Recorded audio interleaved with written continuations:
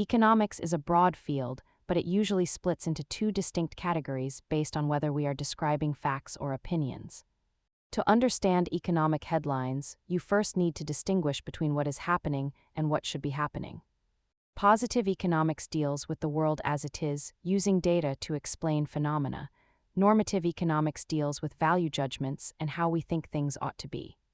A positive statement would be that a tax cut increases disposable income. A normative statement is that the government should cut taxes to help families. Positive economics is the scientific backbone. It allows us to observe supply and demand, interest rates, and employment trends without injecting personal bias. Normative economics is where the debate happens. It is essential for policymaking because it forces us to choose which outcomes we prioritize. In the real world, these two are often tangled together. Politicians frequently use positive facts to support normative goals. Always look for the difference between a provable fact and a value-based recommendation when reading economic news. Thanks for watching. If this helped you clear up the confusion between facts and opinions, subscribe for more money basics.